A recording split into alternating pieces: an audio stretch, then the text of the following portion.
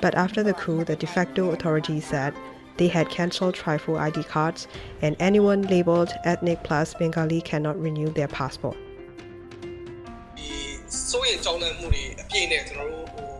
The junta is systematically building a society of fearful people who have lost their freedom. In the last decade, various Myanmar governments have discussed digitising national IDs and family registrations, supposedly to serve citizens better. The military junta has speeded up the process. But who do they mean by citizens? What are the regime's real motives? And what are the implications of all this personal data being digitised? Hello and welcome to Doathan, a weekly podcast that brings you human rights stories from Myanmar. It's brought to you by Fondation Hirondelle. We have changed some names and voices to protect the identity of contributors.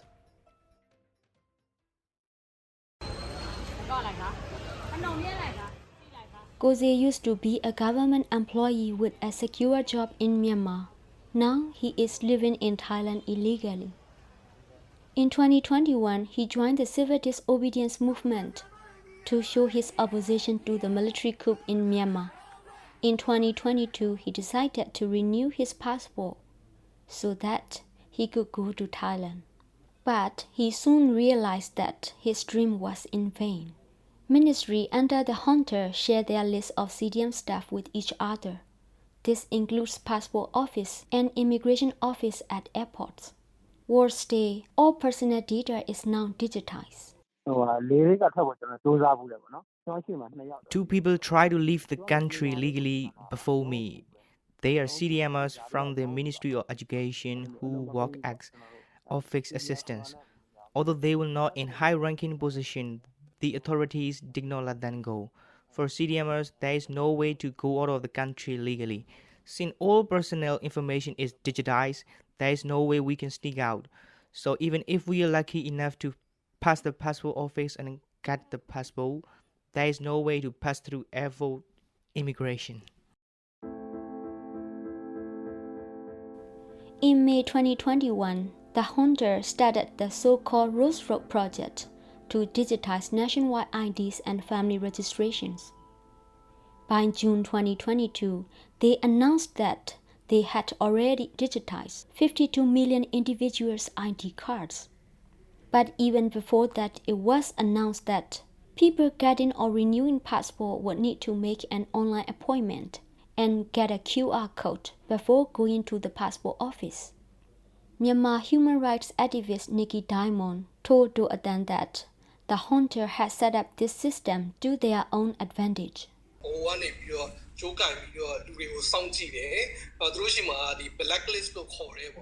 The junta has created blacklists and watchlists and is monitoring its citizens to identify those who are the human rights and political activists.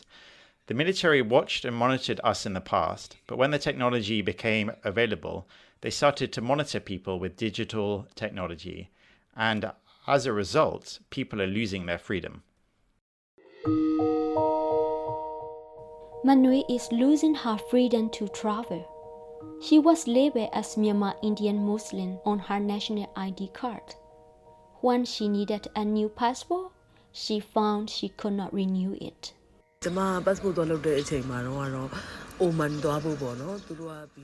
I wanted to go to Oman.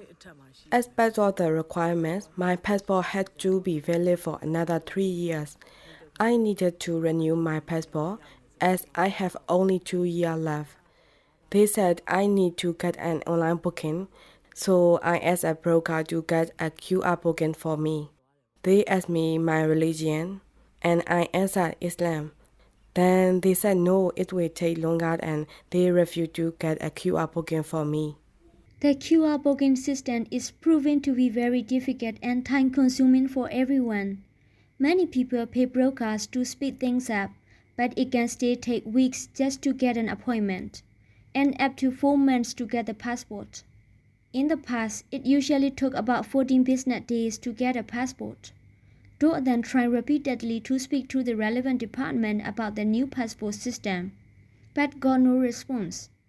But it's notable that on 5th December, it was announced that the QR system was temporarily closed and is being upgraded. For some ethnic groups and non-Buddhists, getting a passport can be virtually impossible. The digitization of IDs appear to be increasing restrictions and entrenching discrimination. For 82-year-old Umar, this has dire consequences. He was hoping to travel abroad for urgent medical care, but on his ID card, he is registered as ethnically Mon and so-called Bengali and Muslim. Myanmar trying to help him renew his passport but failed.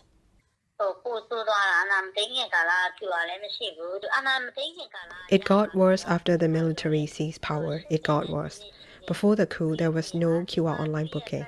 He has been diagnosed with stage 4 cancer and needs to renew his passport. The authority issued his passport with his old-style trifold national ID card during the civilian administration. But after the coup, the de facto authority said they had cancelled trifold ID cards and anyone labeled ethnic plus Bengali cannot renew their passport. Authorities started phasing out the trifold ID cards in 1991 and giving pink cards as a replacement. But most Muslim and some other groups were not included. The 2014 census found 27% of people did not have official documents. Myanmar also trying to help a Rohingya student in Rakhine get a scholarship abroad, but found the same discrimination obstacles.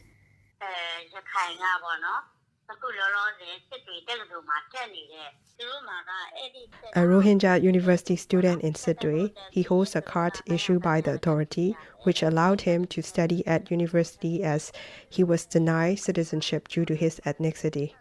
He wants to apply for the scholarship like others, but he needs a pink card to apply for a passport, and there is a problem. The card he currently holds is nothing, but only for schooling in Sidri. Article 6 of the UN Human Rights Convention states that everyone has the right to recognition everywhere as a person before the law. U Aung Myo Min, Union Minister of the NUG government, says that citizenship shall not discriminate. National ID cards and passports are not meant to be an object of discrimination. Therefore, in many countries, ethnicity or religion is not mentioned in the national ID cards. Myanmar national ID cards are tied to ethnicity, religion, and place of birth, which causes discrimination against minorities. This is also just the start of the digitization process. Employees from the Ministry of Immigration are reportedly being trained to collect 3 types of biometric data: biological information that cannot be imitated, such as fingerprints, eye scan, and facial recognition. The junta press release said this data is already being collected from government employees in Naypyidaw. Nikki Diamond again. If the data were used well, of course, it would be a sound system. However, they have been exploiting people's data. The junta is systematically building a society of fearful people who have lost their freedom. It's worse for ethnic minorities and people of non-Buddhist religions, who they discriminate against in an institutionalized way. We hope you enjoyed this edition of Doathan. You can listen to our podcast via the Doathan Facebook page. It can also be found on SoundCloud, YouTube and iTunes. You can also listen every Saturday night from 9 to 10 p.m. and Sunday morning from 6 to 7 a.m. on Voice of America Radio. The project to support human rights reporting is delivered by Fondation Hirondelle, and it's made with the support of our donors.